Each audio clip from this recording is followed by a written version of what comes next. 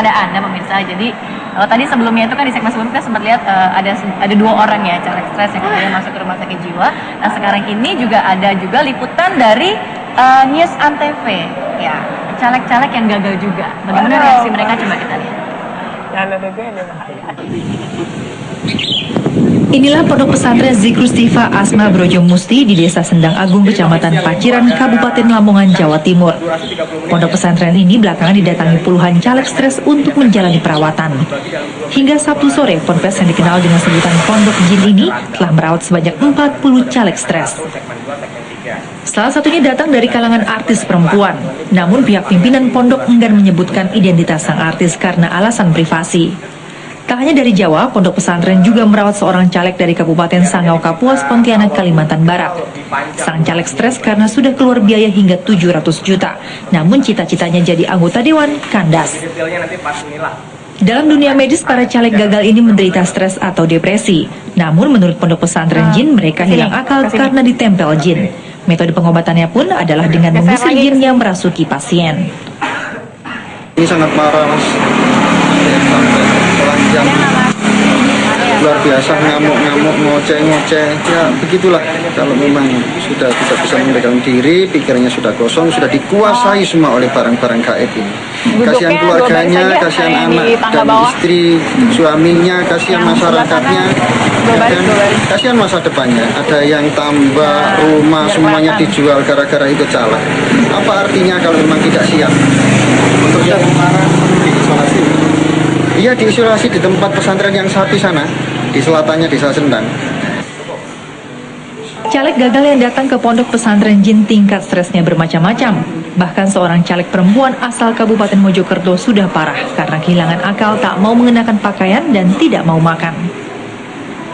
Dari 40 caleg stres yang dirawat, 13 caleg diantaranya perempuan. Bahkan ada seorang caleg yang telah 2 kali menjalani pengobatan karena stres, yakni pada pemilihan legislatif tahun 2009 lalu dan pemilihan legislatif tahun 2014 yang berlangsung 9 April kemarin. Demikian laporan Muhammad Zaini dari Lamongan, Jawa Timur. Ya, tentunya ini cukup memprihatinkan gitu ya, dan bukan hanya caleg yang stres, tapi memang beberapa kota di Indonesia juga banyak caleg-caleg ini yang melakukan tindakan nggak sewajarnya gitu, seperti meminta kembali sumbangan yang pernah mereka berikan gitu kan, dan bahkan memblokir jalanan juga gitu. Nah ini kamu melihatnya gimana nih? Memang mungkin itu mental seseorang ya, dia belum siap. Tapi saya rasa selain prihatin saya, tapi dia memang bagus lah, artinya nggak jadi orang caleg begitu, karena dia kalau jadi kan bahaya. Kalau Mas sendiri, kalau seandainya jadi, terus dia berarti beriming-iming uang kan?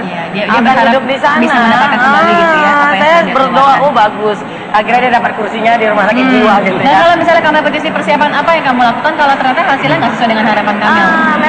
Memang kita ada sedikit kecewa, wajar kalau kerjaan kita nggak sesuai target. Tetapi relax aja, nyantai aja. Mungkin Kamil saat ini yang kami lakukan tidak menonton TV berita, nonton film kartun, terus makan coklat. Kalau kita gila juga Jadi lupa pikiran, lupa kesana, enjoy, menikmati hidup. Dan Papa Kamil dukungan keluarga juga perlu. Nggak kalah caleg, kalah di caleg, jadi bupati di kampung aja.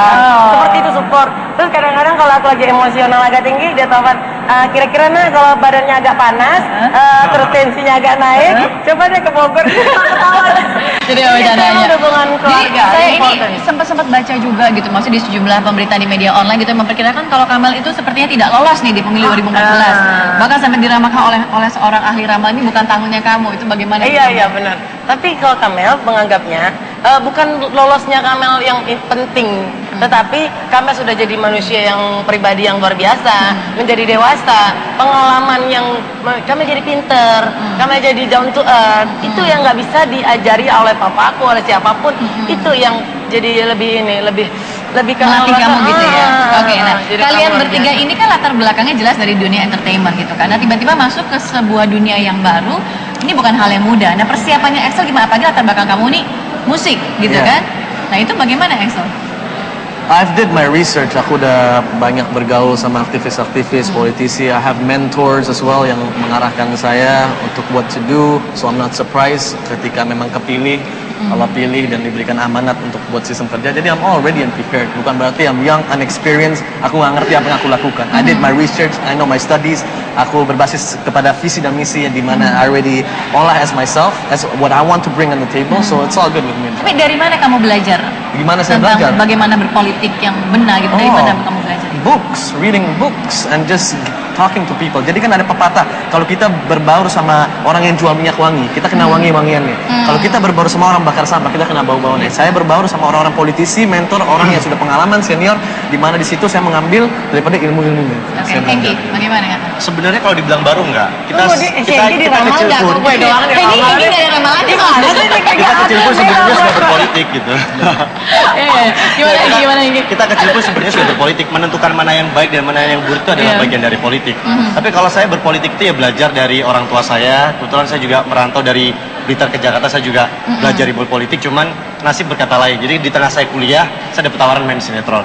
Jadi dunia politik sempat saya tinggalkan. Terus kemudian saya juga belajar di internal partai sendiri, kan ada pembekalan. Jadi kita sebelum kemarin maju sebagai caleg itu ada pembekalan kurang lebih sebanyak 5 kali. Jadi sebagai kader betul-betul partai kami menciptakan kader yang betul-betul bagus. Berarti kalau untuk Henggi sendiri dunia politik mungkin bukan dunia yang baru buat kamu gitu ya. Nanti kita akan cari tahu jawabannya versi Kamel Putih seperti apa. SOS